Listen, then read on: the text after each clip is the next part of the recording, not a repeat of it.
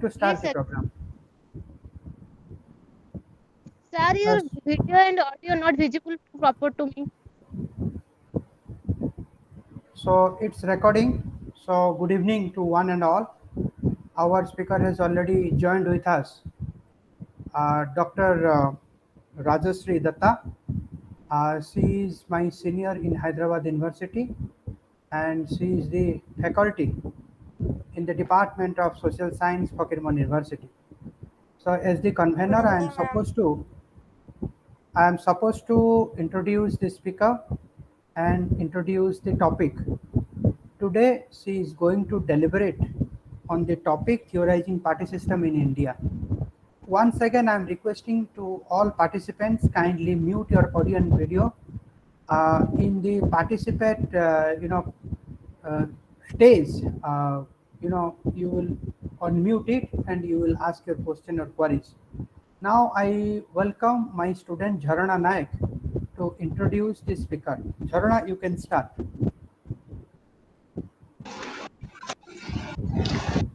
Very good evening to one Jharana, we cannot hear you. and all. Am I audible, sir? Yes, you are right now audible. Yes.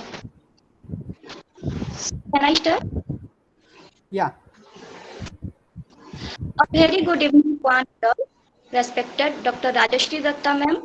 Respected Dr. Himanshu Sekhar, Mr. Sir, and all the participants present in this webinar. It is an honor for me to introduce the keynote speaker of today's discussion. Thank you, Dr. Mishra, sir, for giving me this opportunity. Today, our keynote speaker, Dr. Rajashree ma'am, will be speaking on the title Theorizing Party System in India. Dr. Rajashree Dutta is currently working as an assistant professor of political science, PG Department of Social Science in Fakirmohan University, Baleswar. She has done her bachelor's degree in political science from Ravenshaw University, Odisha. She did her postgraduate MPhil and PhD in political science from Hyderabad Central University. Dr. Datta is a gold medalist in political science and has received the medal from Vice President of India for being the topper in the MA class. She is a member of Indian Political Science Association, Odisha Political Science Association, Indian Social Science Association, and Gaveshana Chakra. Her areas of interest includes Indian politics, Indian administration, and human rights. Ma'am has contributed about 20 research papers concerning area of studies in UGC care and peer-reviewed journals and 15 chapters in edited books. She has edited a book entitled as Ethnic Integration in the Northeast India, Issues and Challenges, published in 2016 by New Excel India, New Delhi. And the another one is Changing Dimensions of Human Security and Governance. She has participated in about 12 international and 20 national conferences, seminars, and workshops. So, thank you so much, ma'am, for your presence.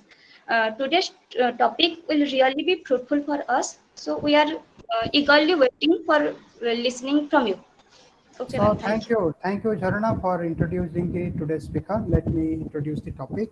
So today, the speaker will deliberate on the topic theorizing party system in India. Now, in modern times, democracies have evolved around party system in which two or more political parties compete for political power. Now, in the developed Western democracies, we see stable party system, and in developing countries we see great transformation in the party system. Now this is characterized by the shift in voter support to political parties, the emergence of new political parties, the decay of some political parties, different degrees of ideological polarization, etc. So the question of party system, change and the stability equates a greater importance in developing democracies than in the developed one. Over the past few decades, Indian party system has witnessed several important transformations. The most important is from one party system to full-fledged multi-party system, and other transformations are fragmentation, regionalization, then ideological polarization, etc. Party system can be grouped into different types based on a number of distinctive features. In relation to the classification of party system, it is necessary to understand the change in the party system that occurs in the genealogy of party politics.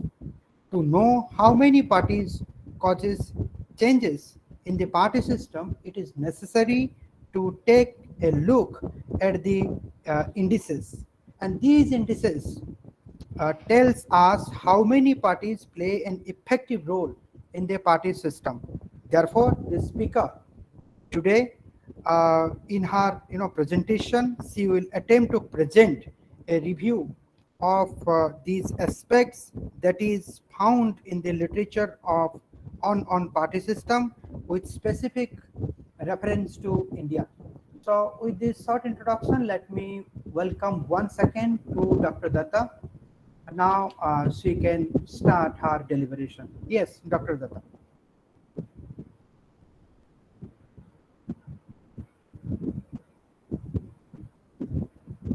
Dr. Datta, you can start right now.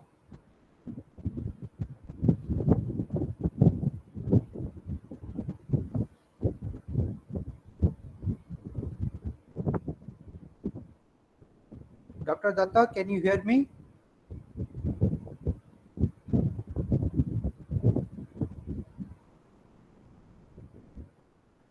Okay, there is some technical problem, participants. Let me check it out. So have patience and be with us.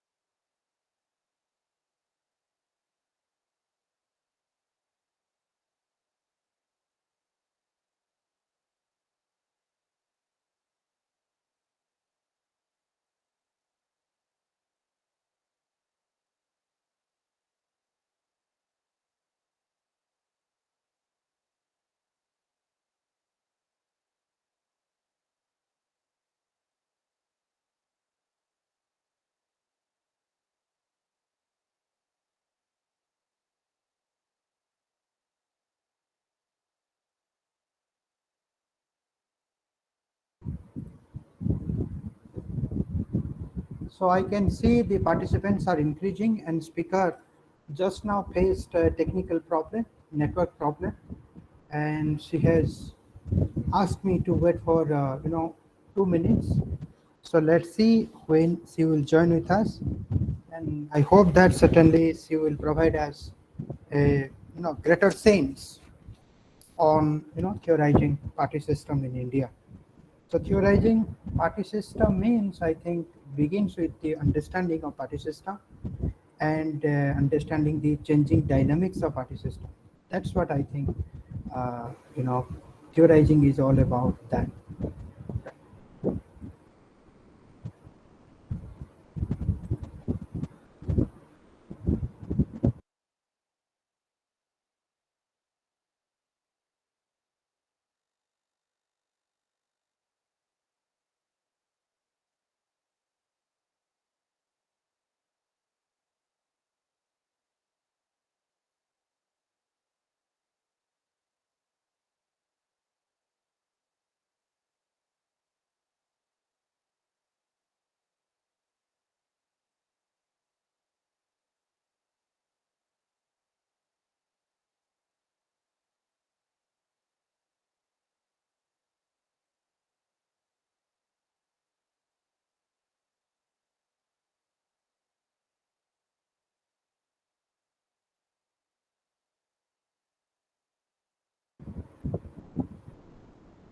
Now I can see, since speaker hasn't joined yet with us, I can see some raised, hands. So can I know, I mean, what are your queries and why you have raised your hand?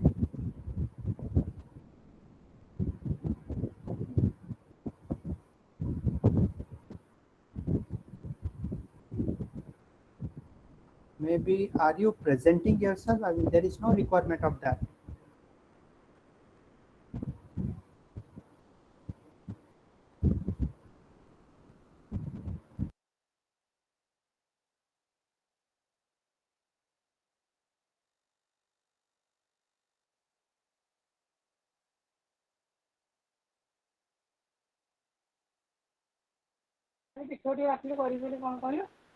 Okay, am I audible now? Yes, yes, Didi, you are very much audible. Now you can start. Okay. My apology for this technical glitch due to bad weather condition. But anyhow, thank you, Jharana, for providing a very nice introduction. And thank you, Dr. Mishra, for giving me this opportunity to interact with this very learned platform. And as you know that the topic has already been introduced, and I'll be speaking about like an hour about on theorizing party system in India.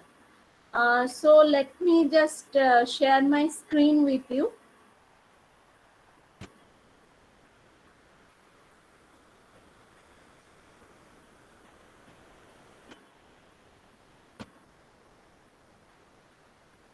Is the screen visible? Yes. Yes, it is visible. Okay. Yes. So to begin with, like this presentation will be divided into two parts. And the first part I'll be speaking or I'll be providing you with a conceptual framework on the term party system. And later on we'll see the application of some of this concept in case of India. And we'll see where India is moving today, what are the patterns that has emerged in the recent Indian party politics. So just to have a brief sketch of this presentation, it will be like divided into 7 parts. And the first one, it will be dealing with some introduction regarding this party system, and then the introduction about the concept, then classification of party system. Then I'll be speaking a bit on electoral system and party system, because as we know, out of all the electoral outputs, or we can say attributes, the electoral system is the most important one. And then we'll talk about party system change in India, and then evolution of parties and party system in India, and lastly we'll move on to the concluding section. So it is my request, like if I'm not audible or there is some network problem, just let me know.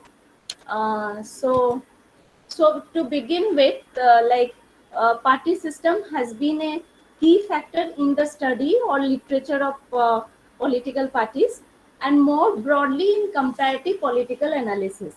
So political parties competing with each other for elective office and control of government forms a party system. Now, political scientists have sought not only to characterize them, but also to understand their causes and consequences. Dr. Because Datta, your slides are not moving, and second thing is that you have to make it a kind of full screen. I'm sorry for sorry, this introduction. I mean, sorry, sorry. your slides are not moving, and secondly, you have to make it in a kind of full. Okay, okay. Let me share once more.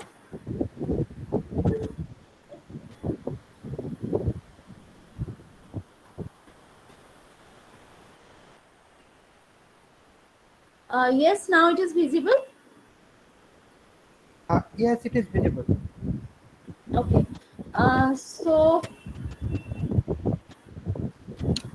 yes. What I was speaking, that it is not only necessary to characterize the uh, party system, but it also necessary to understand the causes and consequences particularly their sources in electoral laws and cleavage structures, as well as how they affect the cabinet and system stability, and more broadly, the quality of democracy. As in the abstract part, as already introduced by Dr. Mishra, we find that in democracy in modern times, they have evolved around party system in which two or more than two political parties compete for political power. So what we find is that there has been a greater or stable party system in developed Western democracies, while we see greater instability in the party system of the developing countries. Now, why does this happen? This is often characterized by extensive shifts in voter support to political parties, different degrees of ideological polarization or convergence. So the question of party system and stability of electoral support, they acquire greater importance in developing democracy in comparison to the developed ones. So if we take the case of India, as we know, since independence, we have been experiencing frequent splits, mergers, and counter splits. So what happens is that because of these splits, mergers, and counter splits, there has been significant increase in the number of parties, not only at the national level but also at the state level. As a result of which, this has affected the stability of party support. So what we find is that the increase in the number of parties, we think that okay, the number of parties has increased, so it will definitely be a threat to the stability of democracy. However, the increase in the number of parties should not be always looked upon with alarm or as a threat to the stability of democracy. Why? Because if we view it positively, the entry of more parties introduces vibrancy as well as fluidity in the party system. We see that if we go to the concept of this party system, we see that political parties, they have a unique and crucial role in our democratic system of government, and a country's history or national character, culture, tradition, philosophy, economy, they influence the parties in which they shape up and they function. And we find that one of the first systemic use of the term party system, we can say that the theorists of political parties like Maurice Duverger and Satori, they have given this term party system, and according to Duverger in his book that is Political Parties, we find that with the exception of single party states, according to Duverger, several parties coexist in each country, and the forms and modes of their coexistence define the party system of the particular country being considered. So we find that in addition to this, transition to democracy have sparked interest in how party system becomes entrenched or institutionalized. Now, Duverger says that a party system is defined by a particular relationship among all the characteristics, and these characteristics includes numbers, respective sizes, alliances, geographical location, political distribution, and so on. Now let us move to Satori. Now Satori in his book Parties and Party System, he states that parties makes for a system only when they are in parts. Here parts means in the plural sense. And a party system is precisely the system of interactions resulting from inter-party competition. So what we find that Duverger and Satori, they press upon the number of parties and the classification of different types of party system. Now, another thing which is very important for us to know is that Satori tells us that while classifying party system, the first issue that needs to be addressed is which parties are to be included and which party are to be excluded within this party system. And he has described a concept that is known as criterion of irrelevance. Now, what is this criterion of irrelevance? Now, this criterion involves two conditions for inclusion. If a party meets either of these two conditions, then that particular party can be a part of this party system. Now these two condition are coalition potential and second one is blackmail potential. Now what is this coalition potential? The coalition potential means the party must be needed on at least some occasion for forming a coalition that can control the government. And what is blackmail potential? Suppose I am not a part of the coalition, but my existence may affect the tactics of party competition of those parties that do have a coalition potential. So this criterion solves the problem of inclusion and exclusion of a party in a particular party system. So if I have a coalition potential or I have a blackmail potential, I can be included within the domain of this party system. Dr. Mishra, just to confirm, are the slides moving? No, slides are not moving. That was I was about to tell you. It's still, I think, Slides are not introduction. moving. No, it's not moving. I think you have to do something from your end.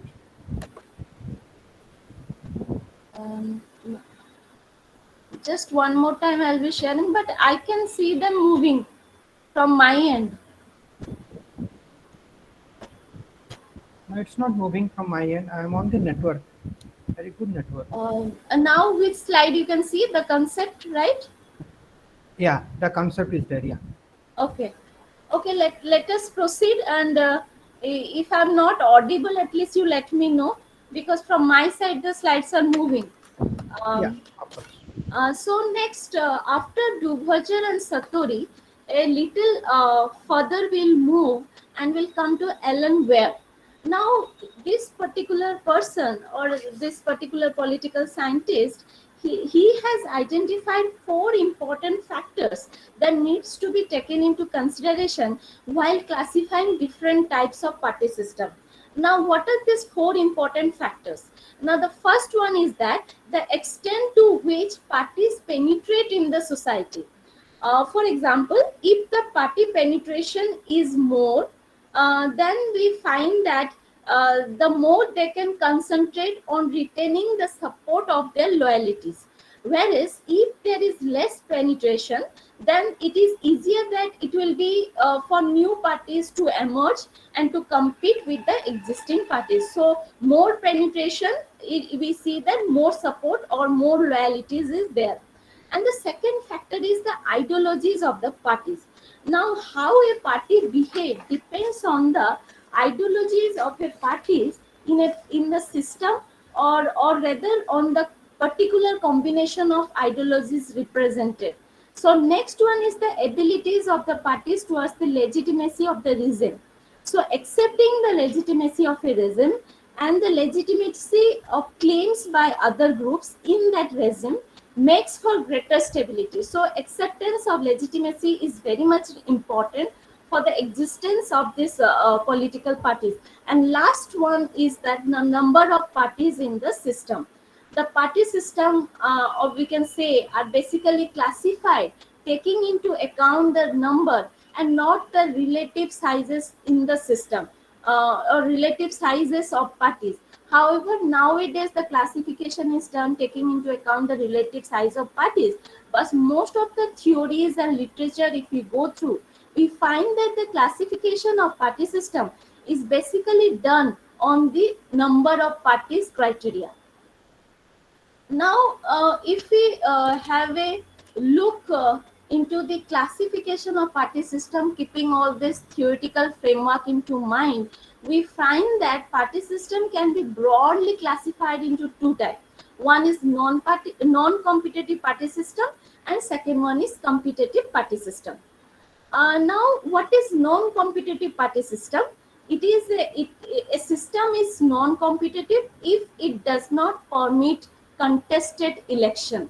Okay, and competitive party system means it basically encompasses two or more than two relevant parties. Okay, so therefore, on basis of this, we characterize a party system as competitive or as non-competitive.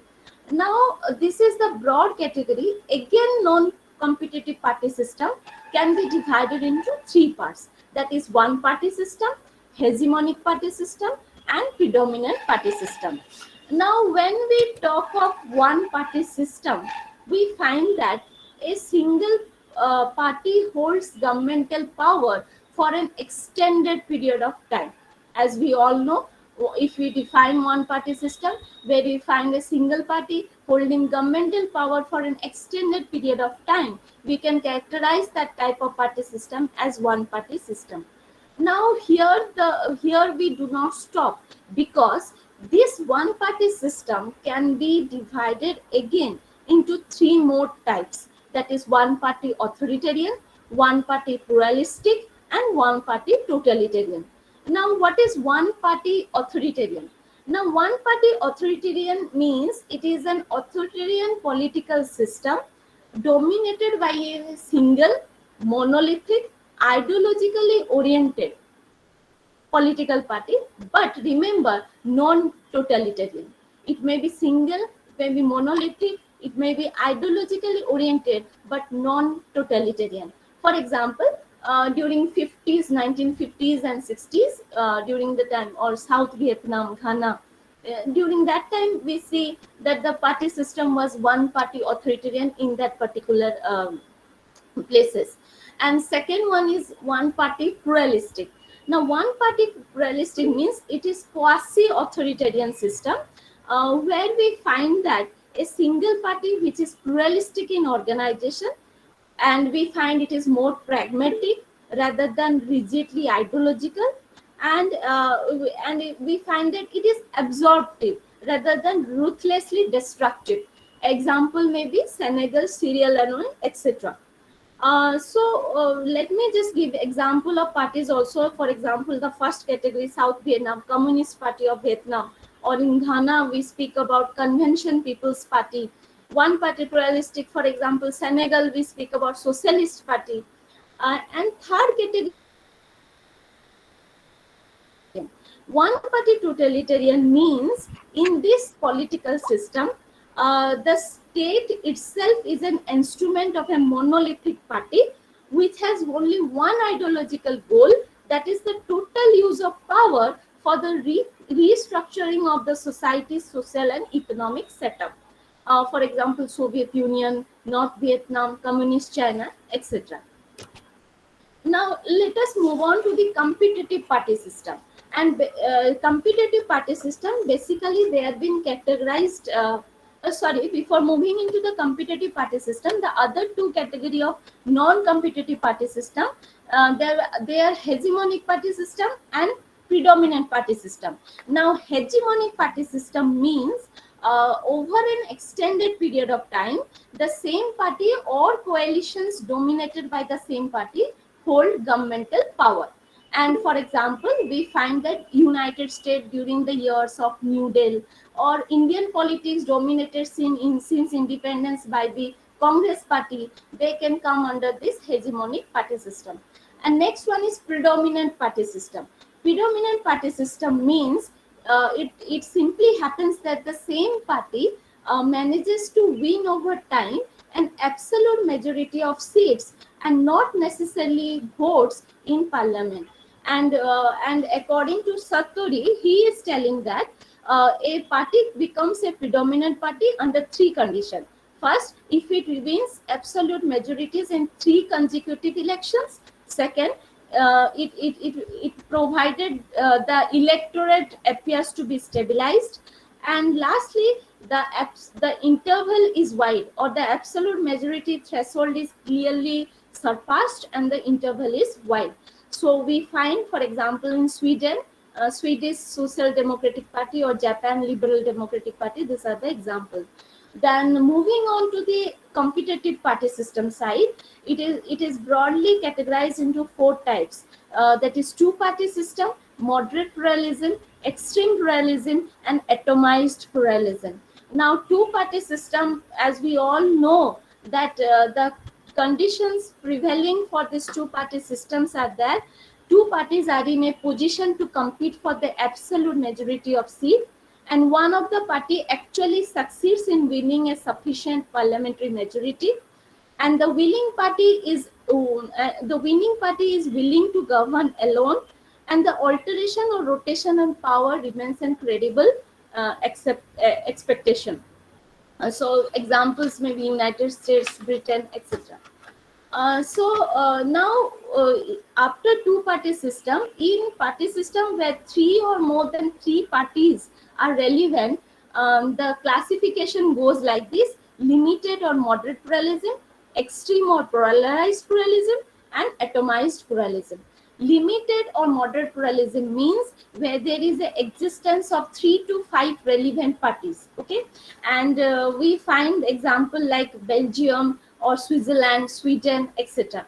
And next one is extreme polarized pluralism, where we find that there is a maximum ideological distance, and we find existence of more than 5 relevant parties, for example, India or Italy, etc. And last one is atomized pluralism.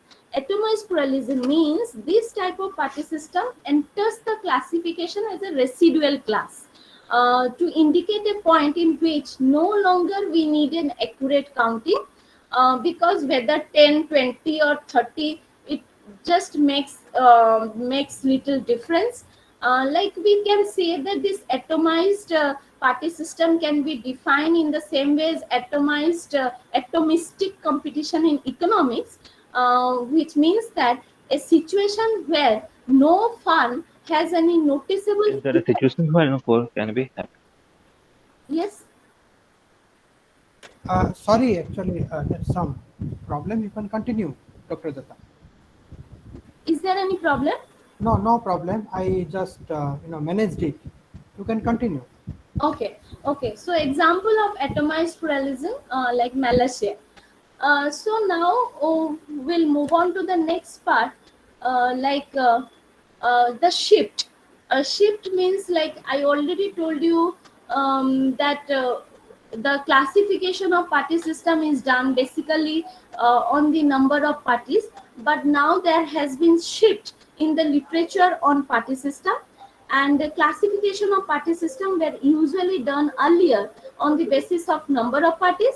However, the earliest classification, they gave us only a distinction between two-party and multi-party system, whereas the later classification are far more complex than the earlier typologies.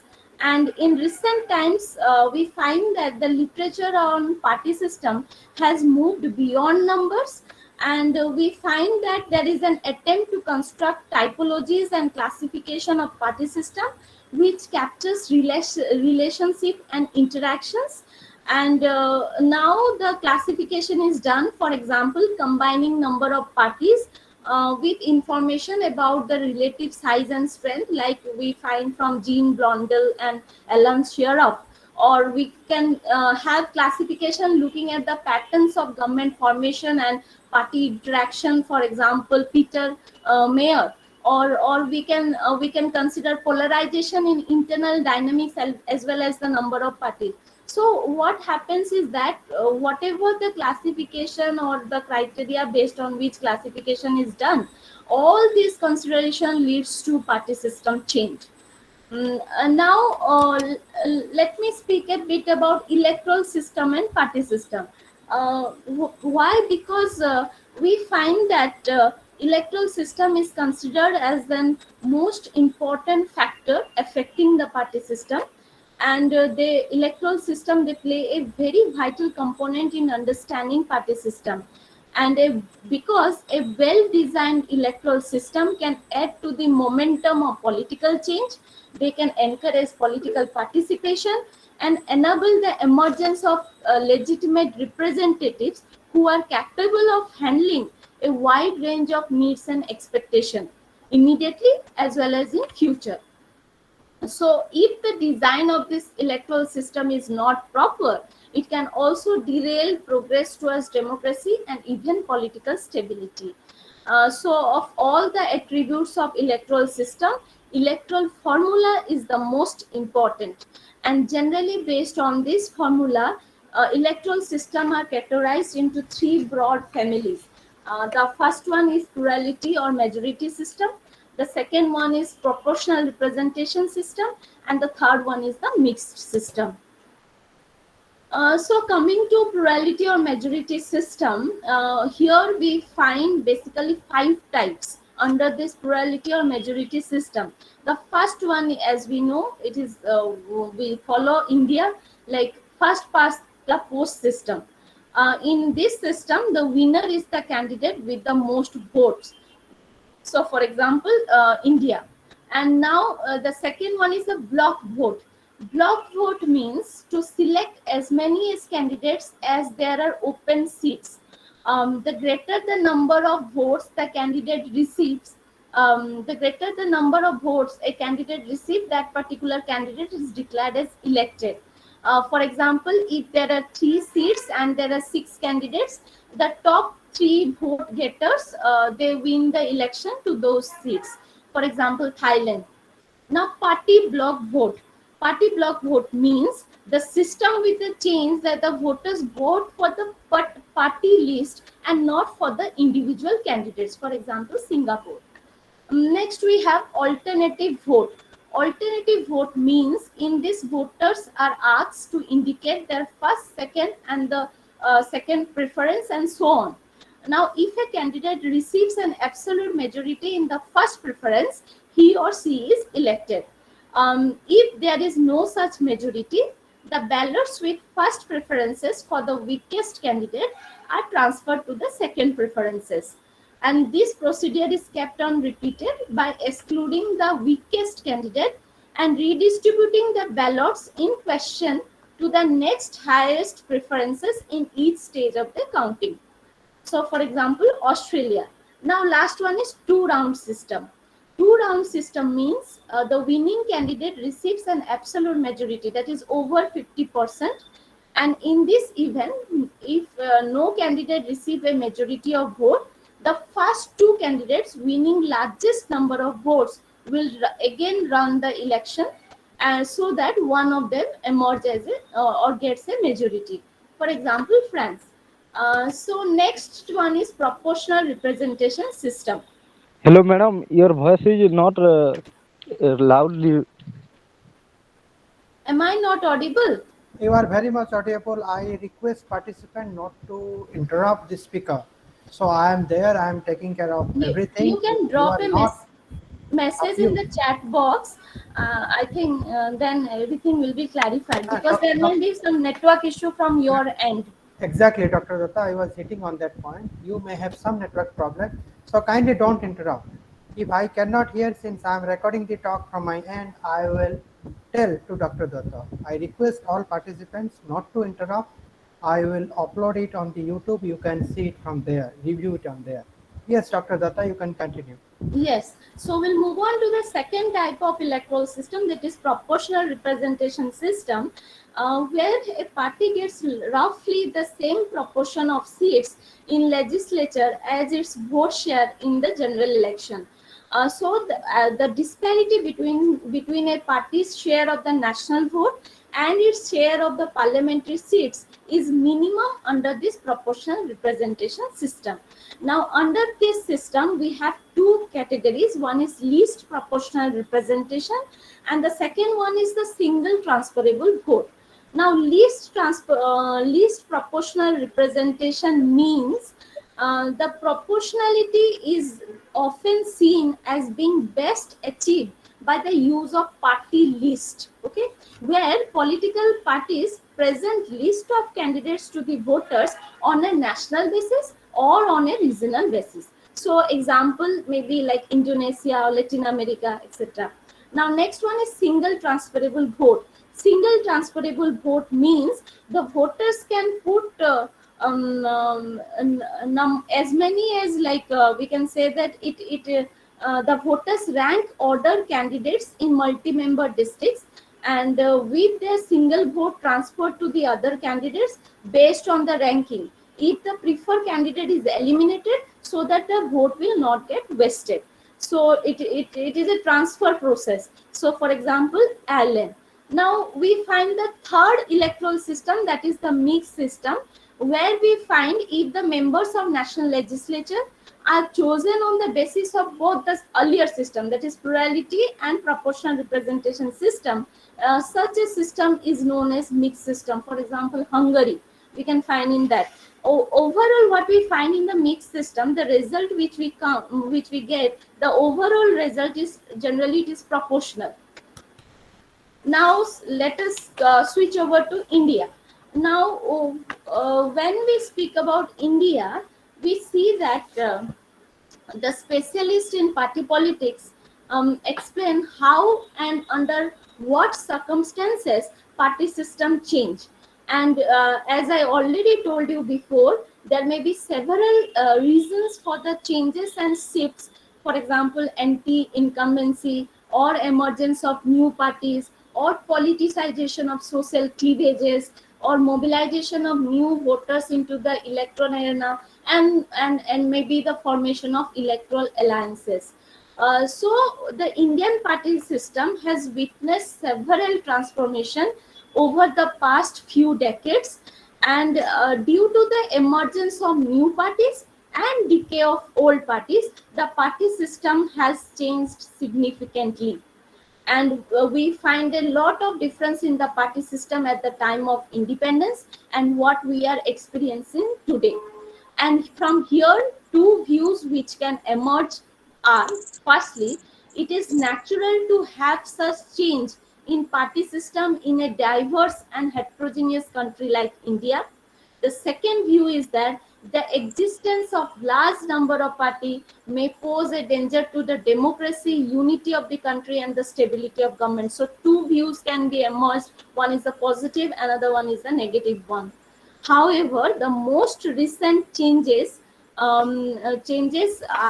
fragmentation or regionalization, federalization of the party system, decline in the ideological polarization of political parties.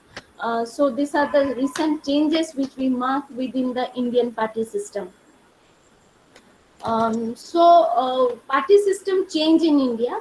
As we know that the Indian party system has been witnessed to a significant number of changes over the past decades. By the time the first general election was held in 1952, India was vibrant with several parties like the Indian National Congress, Communist Party of India, Bharatiya Jansangh, Praja Socialist Party, and many more. However, the INC remained the dominant party till the late 1960s.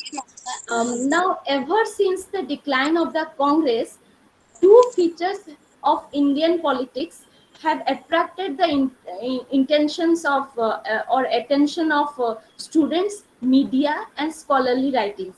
The first thing is that there is the emergence of multi-party competition.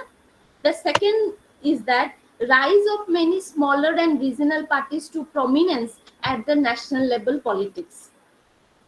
Now in 50s and 60s, we find Rajni Kothari, Myron Weiner, Maurice Jones. They have talked about one-party dominance system, but now it is more or less settled.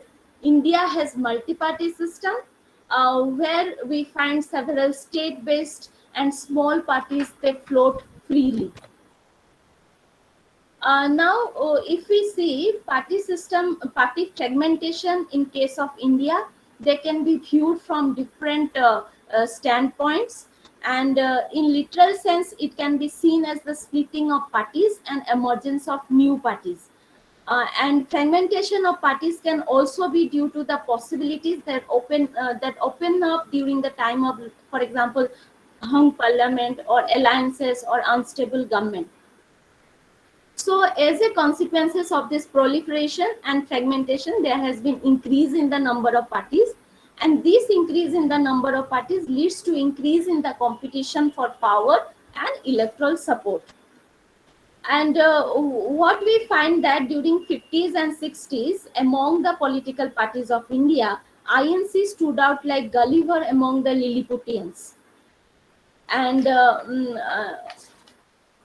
next thing what I would like to tell is that the strength of the Congress system until mid 1960s, named by Kothari, could be explained by the capacity of the organization of the INC networking the dominant social group through faction and linking them with the party structure. The Congress system was considered to be an effective channel for mobilizing popular support in the election and also putting popular demand on a higher political level like the Lok Sabha or the Vidhan Sabha. Now, many scholars have studied this pattern very extensively, like Paul Brass, and we have Myron Weiner and Sekhar, Sison, etc. Now, the Congress system argument underlying the catch-all and consensual nature of politics, and the description was factually correct.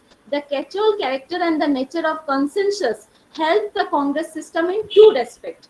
In first place, the Congress system sought to make compromises with upper caste and allow their domination in the political realm. On the other hand, the catch-all character of the INC owned elections for it without forcing any change in its policy or leadership pattern.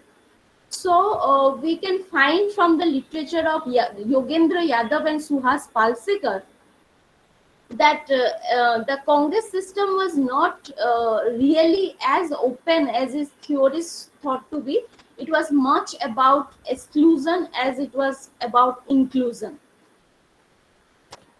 So there are basically four factors that accounted for the INC dominance. The first one is that the party acquired a tremendous amount of goodwill and political capital from its leadership of the nationalist struggle.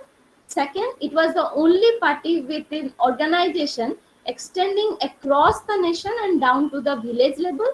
Third is that it achieved its position of political dominance by creating an organization that adjusted to the local circumstances rather than transform them. Adjusting rather than transforming. That was the quality. And last one is patronage. Patronage acted as the oil that lubricated the party machine. The growing pool of opportunities and resources in the country facilitated the party's ability to accommodate conflict among its members and attracted new supporters. So, moving on to 1967 period, the stability of the Congress-centric one-party dominant system was shaken in the 1967 general election, and this resulted in the upsurge in the election studies. And we find that the competition grew too severe between the opposition parties forming coalition alliances.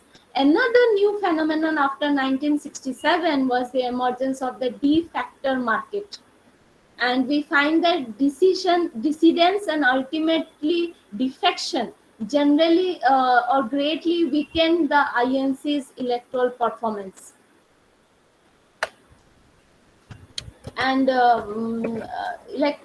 we find that there was a decline in the performance of INC, and the first four elections, that is from 1952 to 1967, they fall under the first electoral system. The choice was between the omnipresent INC and its regionally fragmented opposition, and the 1967 election had already signaled a transition from the monopoly of the INC to a competitive system. Now next we find that the period between the 1967 Lok Sabha election and that of 1977 was a period of increasing turbulence and fundamental transformation of the Indian politics in accordance with the deep-rooted socio-economic changes in Indian society. Why? Because hitherto downtrodden people like the scheduled castes, scheduled tribes, OBC, they began to assert themselves in a more dignified manner. And with the increasing social conflict and political turmoil, the period of transformation was also a period of decline in the ruling party's ability to govern. Now we find that from 1967 election, the election looked like beginning of the second electoral system. Then we find the move towards the new system was triggered off by the first democratic upsurge in the 1960, as I already told you. Now but the agitation led by Jay Prakash Narayan, the imposition of emergency in 1975 to 77, and finally the formation of the Janata Party in 1977 brought far-reaching changes in the structure of the party system. Now the emergence of a viable non-Congress party and its capturing of power at the center raised the hope of two-party system taking shape. And we find that the INC secured lowest share of seats and votes compared to the earlier election, and the Janata Party won a majority of seats in the Lok Sabha. Now, Indira Gandhi returned to win in the 1980 election, and from the early 1980s saw the emergence of multi-party system. The Bharatiya Janata Party, formed in 1980, began to gain the strength as the major opposition to INC at the national level and also in some state. BSP also began to take shape in the north as the representatives of Dalits. So new regional parties also cropped up, like TDP in Andhra Pradesh, Assam Gana Parishad in Assam, and the 1984 election held in the aftermath of Mrs. Indira Gandhi assassination was another exceptional election. Why? Because it saw the highest ever INC share of seats, that is 415 out of 543, and vote share of 48.1%. Now, the 1989 election proved to be a turning point in India's electoral history. We see here the beginning of a multi-party system in India characterized by moderate pluralism, as we had already discussed earlier. And also it indicates a second upsurge in election study. So then coming to 1990s, the one-party dominant politics in India gave way to a coalition system wherein no single party can accept to achieve a majority in the parliament to form a government. And from 1996 onwards, we see the emergence of a phase of hyperrealism. Why I am calling it hyperrealism instead of extreme pluralism, I will be discussing a bit later. Now we find that this is because of two reasons why there has been emergence of hyperrealism.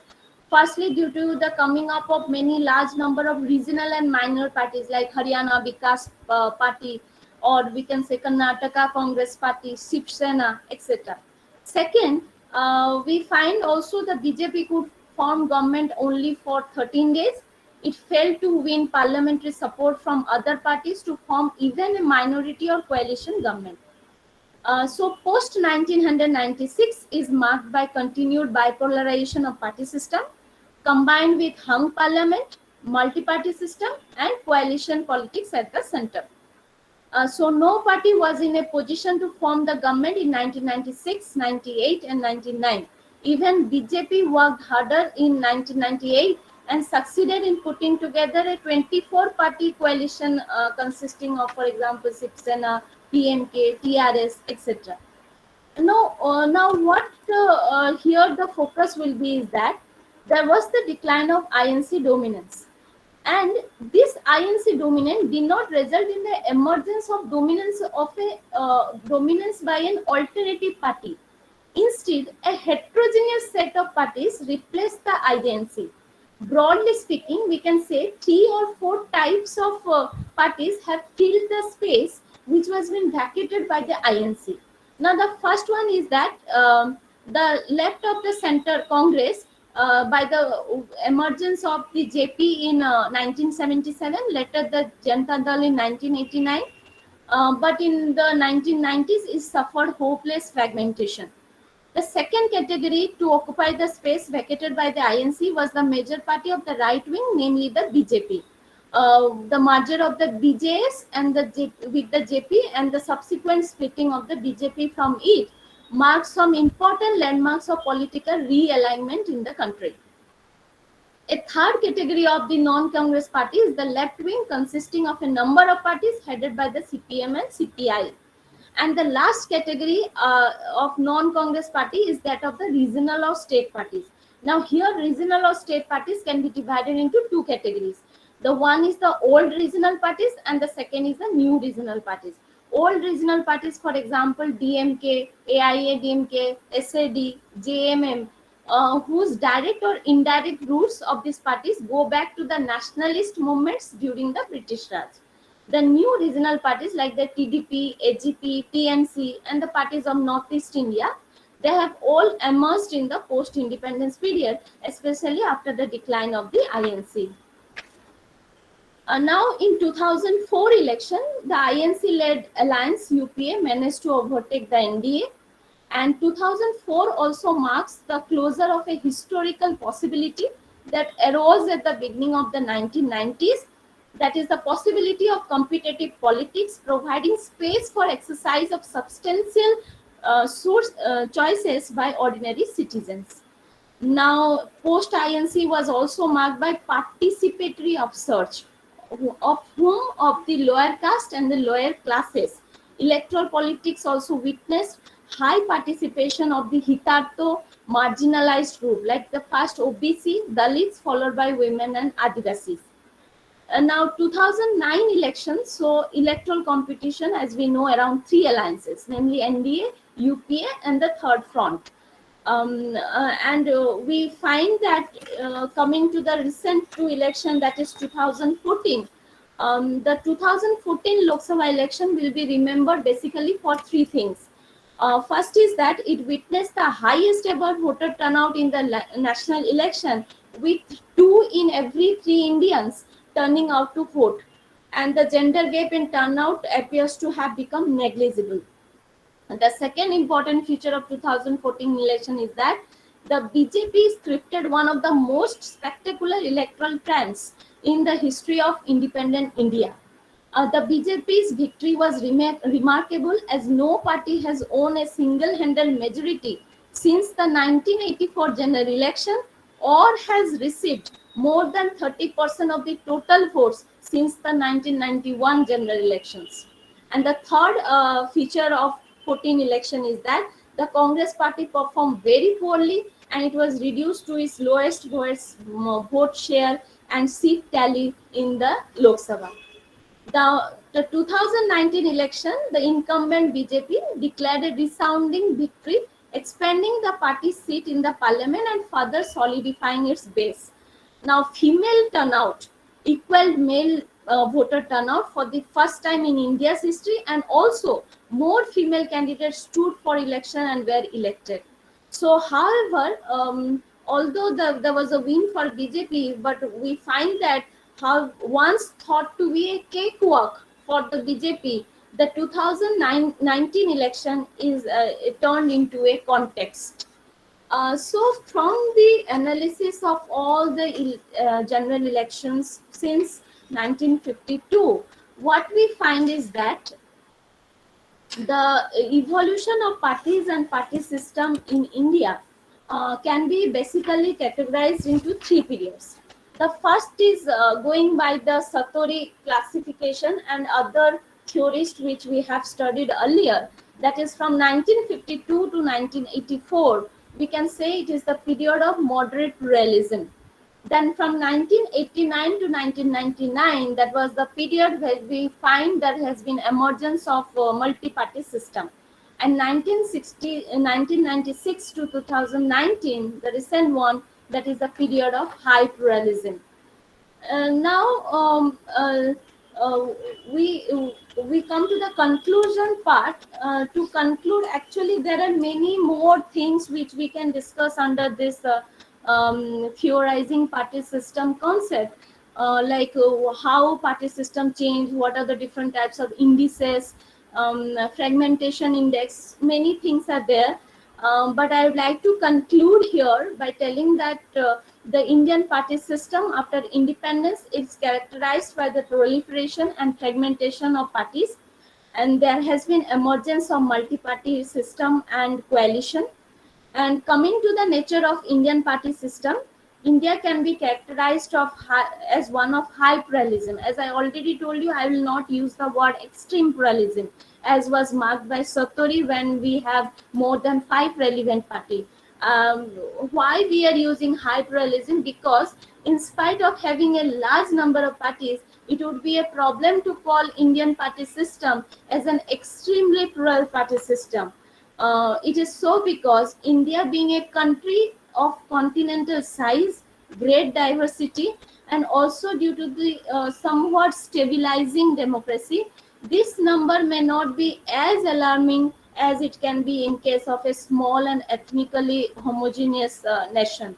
So, in characterizing Indian party system, we can use the term high pluralism instead of extreme pluralism. So, this is all about what I wanted to present here, and I hope that I could make some justification to this topic, and I will be happy if I get your comments, suggestions, questions. Thank you, one and all. So thank you, Dr. Dutta. It was indeed a very good presentation, very informative. Theorizing party system in India, I think it's all about understanding the party system. And in the beginning, I think in her abstract, the speaker has made this point very clear that she will try to theorize the party system in India, by reviewing, the existing literature. So it was really wonderful, Rajashree Didi. Now I have given this responsibility to my another student, Pooja Parikh, to summarize this talk. Then I will go back to Professor Vishnu Chaudhary to give his observation on this talk. So Pooja, you can start your task. A very good evening to our esteemed speaker of this evening, Dr. Rajashree Dutta ma'am, our esteemed Dr. Himanshu Sekhar Mishra sir, my seniors, juniors, and my dear friends. I am Pooja Parikh, and I am very thankful to all of you for giving me a chance to present some keynotes of the topic, that is the theorizing party system in India, which has been already very nicely presented by our speaker ma'am. So, when we talk about modern times, we found that democracy evolved around a party system, whether it is two-party system or it is multi-party system. But the intentions of all party systems are same, that is to compete for power, for office, or to control the government. So the topic is all about theorizing the party system in India. So where India is moving towards party politics. So electoral process is most relevant thing in a party system. So several scholars have identified these things in their own, India has witnessed a number of changes in its party system due to splits, mergers, and counter splits in party system in both state, regional, and national level. So some scholars like Maurice Duverger and Sartori gave the concept party system for the first time, and they also classified different types of party system. And in that process, they told that the party system followed a number of critical issues like which parties are to be included and which parties are to be excluded. And after that, Ellen Ware had identified four important factors. Like if the party penetration is more, then there is more support and there is more loyalty towards it. Then second one is the ideology of that political party, which is very important for its existence. And the third one is acceptance of legitimacy, which is very important for a party system. And the last one is classification of political parties are based on its size. Again, after that, the political parties are divided into two types. That has been already explained by our esteemed speaker, Dr. Rajashree Dutta ma'am, that is non-competitive party system and competitive party system. And again, this party system are classified into one party system, hegemonic party system, predominant party system, two-party system, limited or moderate pluralism, extreme polarized pluralism, atomized pluralism, etc.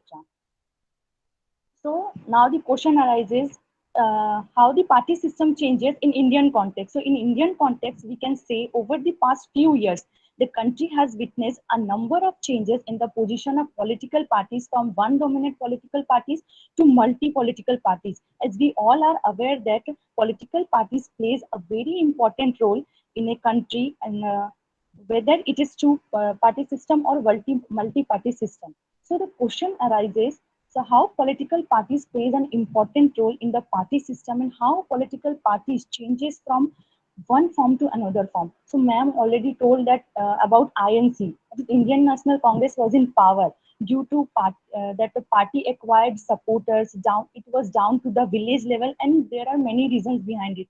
But the situation was drastically changed in the 1967 due to the decline in the situation of INC. The period from 1967, which was witnessed the emergence of new electoral process in our country, and in 1980s, India turned to be a multi-party system.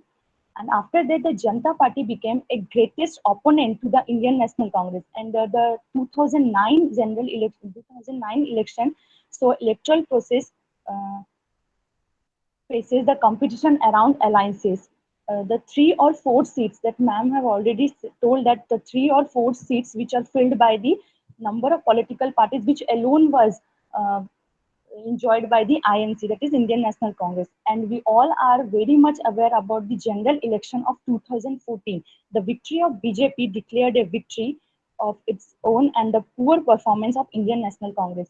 So now we are very much clear about the situation of political party in India, that is the theorizing political party, which means the changing dynamic of Indian political party in its party system.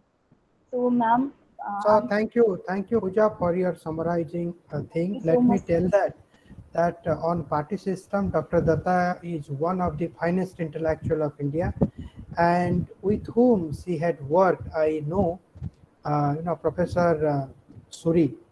Professor Suri, I consider him as my best teacher during my PG days, and he is very good at Indian politics, especially in party system. So now let me welcome Professor Chaudhary, Vishnu Chaudhary. He is with us. I request him to give his observation on this talk briefly. Yes, Vishnu sir, are you there? I am here. How many minutes you have for Uh, me? I mean, Dr. Datta, she is in a hurry. Maybe at 7:30 she has to disappear for another assignment. So you can speak, sir, for 5 minutes. 5-10 minutes. 10 minutes Yeah. will be okay. Okay, sir. Okay. I congratulate Rajashree for an excellent deliberation. Thank you, sir. Thank you so much. I I found her to be very confident. She is articulate. She is very clear, and she has neatly analyzed the topic. I therefore congratulate her. This particular subject is very dear to me because I have taught this subject for more than 3 decades, and I love this chapter in Indian government politics. She has already given the definition of political parties by different authorities. I do not want to repeat those definitions except to suggest that I have my own style of defining a political party. A political party is a group of people combined together with a common objective, sharing a particular ideology. They set up candidates and fight election to capture power. In the event they get majority, they form the government. In case they do not get majority, they sit in the opposition and function as a responsible opposition. So almost all the definitions that Rajashree madam has analyzed is covered in these 2-3 sentences. They are a group of people combined together, common objective, share common ideology. They set up candidates to fight election. Aim is to capture power. In the event they get into majority, they form government. In case they fail, they sit as opposition and responsible opposition. I'm not bothered about the party system in other countries of the world. because other countries of the world, they have a different political systems, their political culture is different, their population is different. But we are concerned about India, the largest democracy in the world. She has already identified the one-party dominant model in India and the Congress system. So basically, India is a multi-party system. Earlier, we divided parties in terms of national political parties, regional political parties, secular political parties, communal political parties, like that. Then we had also a tendency of categorizing political parties in terms of leftist, rightist, and centrist. So I'm not going to dilating on that, except to suggest that whenever we study a party, what we have to look into? We have to look into its origin, its history, its ideological conviction or commitment, its organization, its programs, its funding, and finally the leadership pattern. Then what are the main aspects of a political party? And we distinguish a political party from a pressure group, saying that political parties are for power. Pressure groups never take interest in getting power. They try to get things done by putting pressure. So it is a power-seeking group. It is an office-seeking group. It wants to promote certain principles, ideologies, policies, and programs. It articulates public interest or people's interest, aggregate them, and also contest policies and programs of the opposition political parties. In India, we have seen that we have now many factors which have contributed for growth of party system. Take for example, in 1951-52, we had only 72 political parties. Now it is more than 2,000. And the number of national political parties are very limited.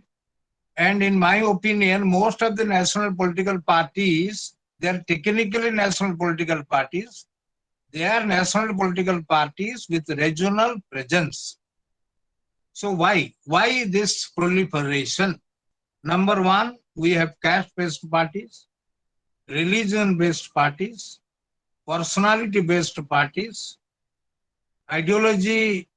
ideological compulsion is no longer there because ideology is given to the back seat. In parties, we have no inter-party democracy, inner-party democracy. And as Rajashree Madam was very right, we followed the fast post system wherein the Congress took the advantage of getting majority of seats with minority of votes.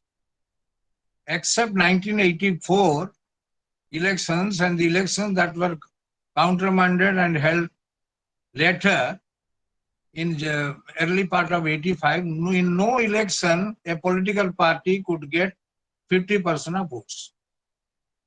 So that particular system is now being used by BJP to its advantage. From a party which secured 2 seats in 1984 election, in 2019 election it secured 303 seats. Quite a jump, big jump. Then we have many regional political parties, then ethnic-based parties. The political party system suggests that among the political parties there is no level playing field. Elections have become expensive.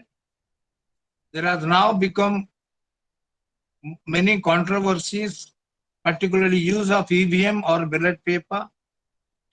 The role of opposition is often criticized at various phases of our democratic polity, that opposition is only opposing for opposition's sake, no responsible opposition. Now the focus among all political parties is good governance, development, rather than ideology.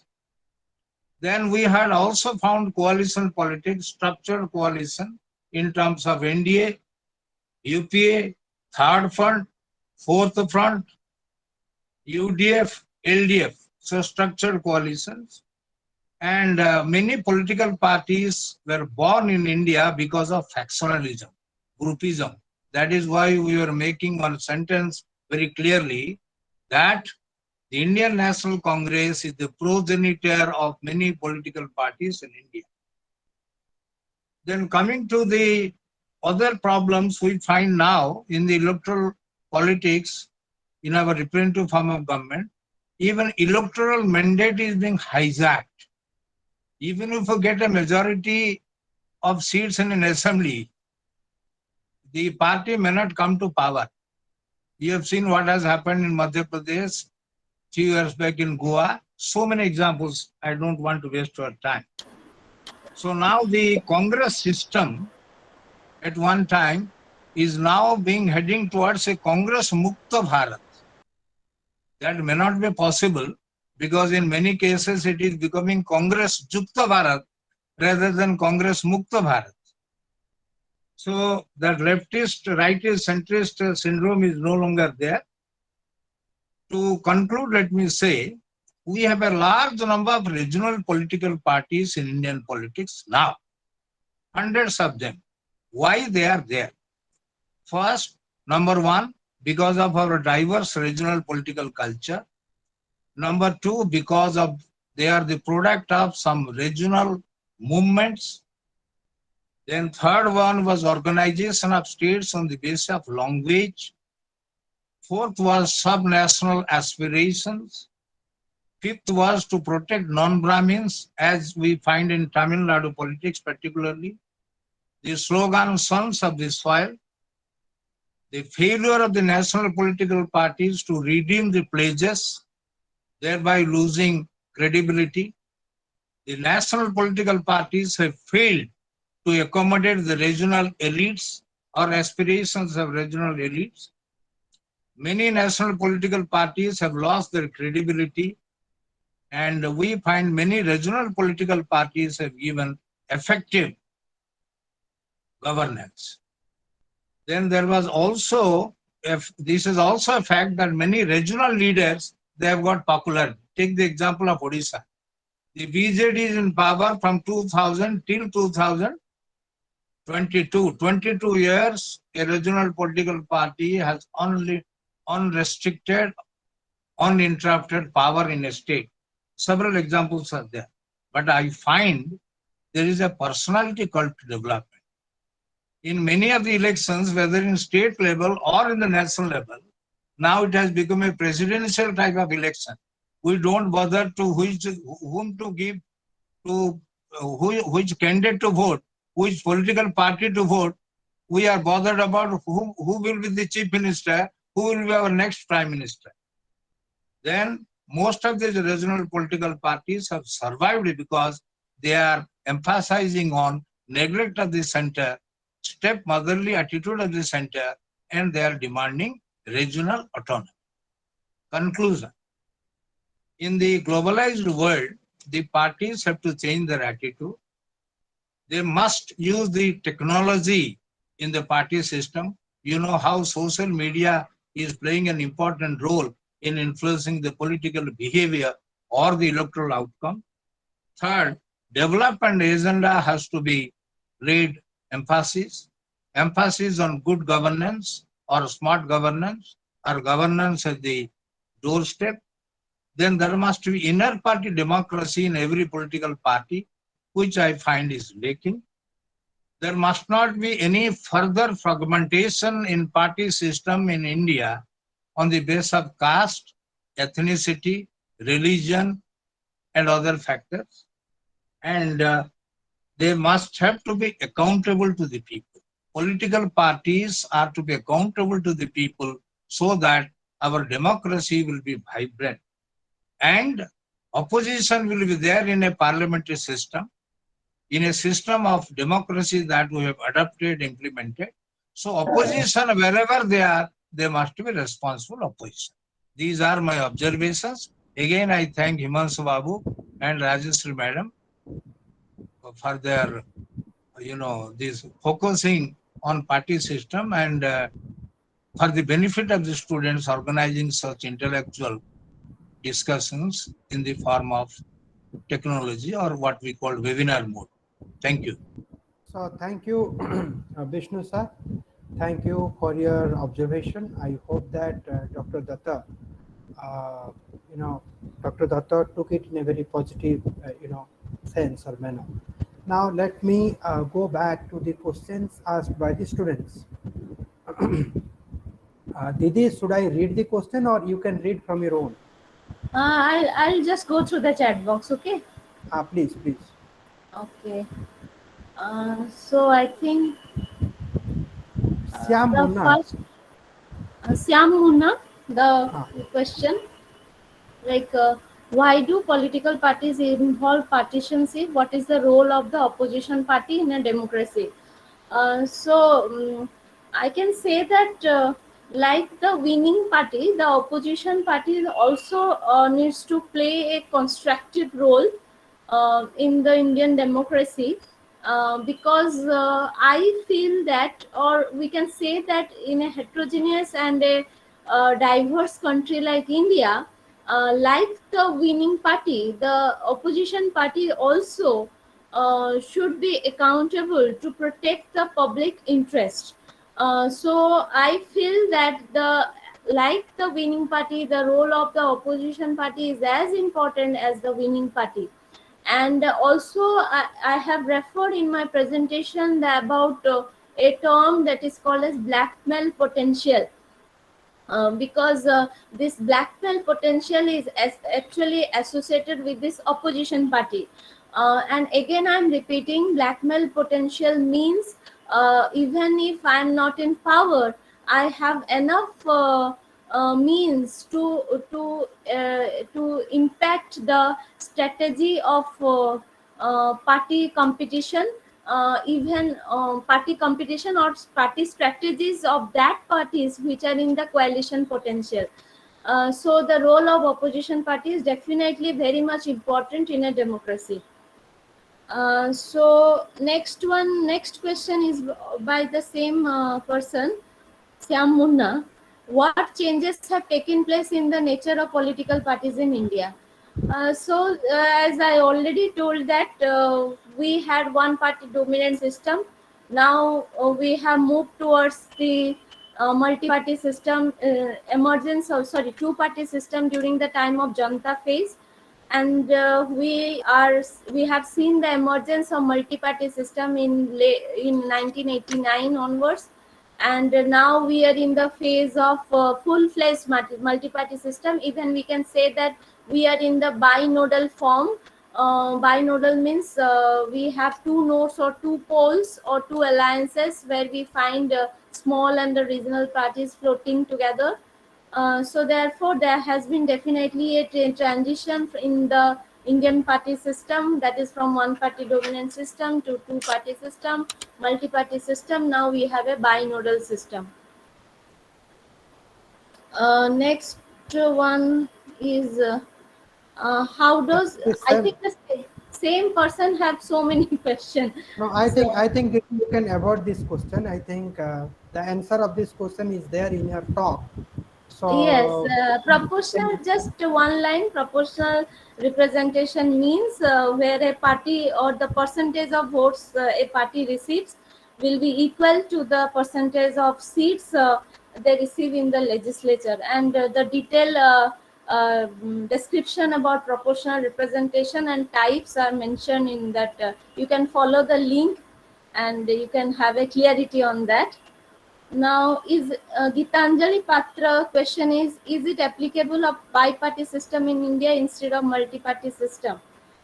See, bi-party system, I don't think it is possible in a diverse and heterogeneous country like India.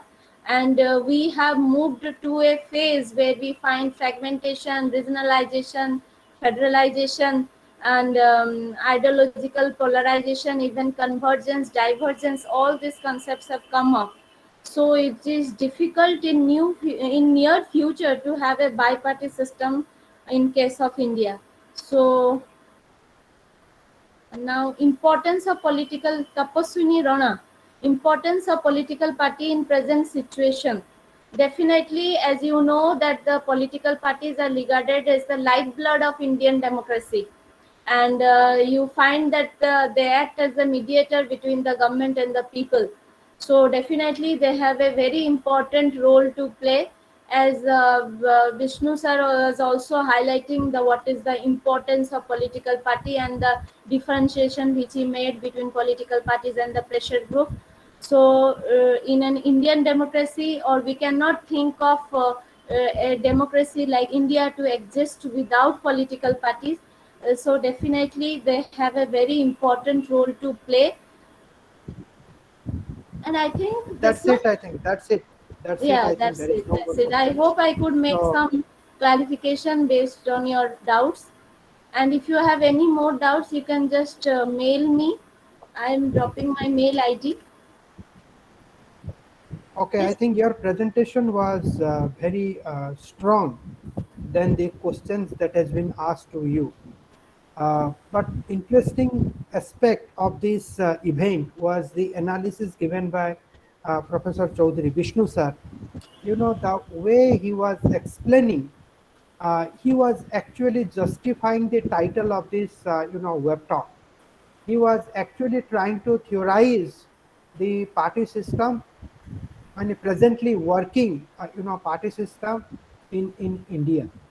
I think, Dr. Datta, we must follow the approach he adopted while analyzing or while giving his observation on this talk.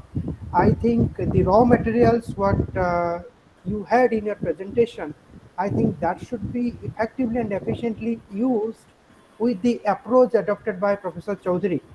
And I hope that we can develop a kind of, theorization is an ongoing process. We can develop a kind of theory which will have, its reliability maybe for, 10 years, right? So we are at the last part of this event. Now I request Majnu Thanapati, he is my student, PG first year, to provide vote of thanks to our speaker and all other dignitaries. Yes, Majnu. Am I audible, sir? Yes, you are audible. So, a very good evening to one and all. It's me immense pleasure to deliver the vote of thanks. Thank you, sir. Give me for this opportunity. So, first of all, I would like to thank the honorable dignitary keynote speaker of this web talk, Rajashree Dutta ma'am, who has shared his view on the topic theorizing party system in India. Thank you so much, ma'am, for your valuable presence, and your idea have definitely enlightened us. Then I extend my sincere thanks to convener of this web talk, Dr. Himanshu Sekhar Mishra sir. I also express my thanks to Professor Vishnu Chaudhary sir. And the last but not the least, thank to all the research scholars and students to making this web talk as a grand success. Once again, I thank to one and all. Thank you, sir. So thank you, Majnu. Very briefly and very smartly, you handled the situation. And right now it is 7:29. So Dr. Datta, I think we somehow completed this event within this time. So on behalf of all, thank you once again, and I am obliged to Vishnu sir for his presence and for his observation. And he is our regular participant in many different important talks. So thank you one and all, and let me stop the recording. Thank you, Dr. Mishra, Thank for you. this opportunity.